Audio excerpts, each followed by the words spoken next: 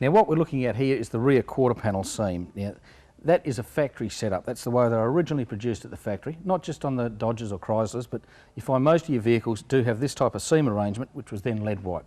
We're going to show you how to duplicate that. Now this top edge of it here just sort of faded away right at this very back bit, because it's got this cover moulding that just sits on the top there.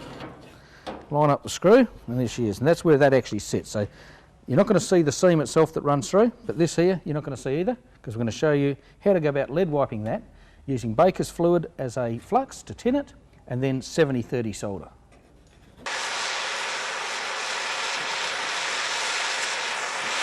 Once coated with Baker's fluid, tin is previously done on the front pillar and work the lead into the seam. You're just getting that so it's like putty-like and then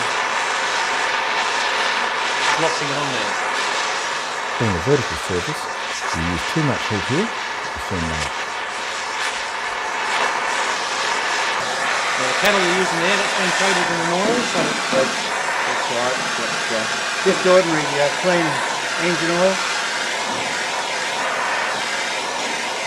And the paddle's just a timber paddle. That one's just a bit of masonite on the board.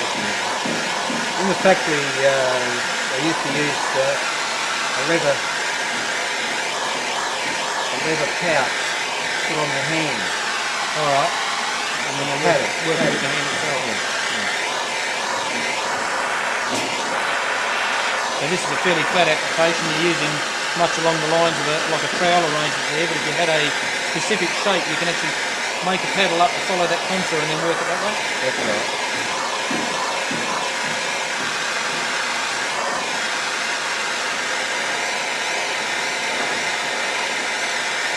Keep working until all holes are filled. A bit of dirt shows up, scrape it out, re-tin and carry on. Similarly, if you find a low spot, add more solder and re-paddle.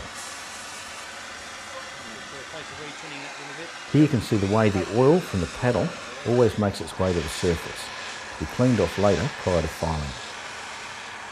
If the metal's too cool, the solder won't feather out properly, so it's also critical to ensure the metal surface is warm enough to allow the solder edge to feather out into the parent metal or the existing solder at the edges of the repair.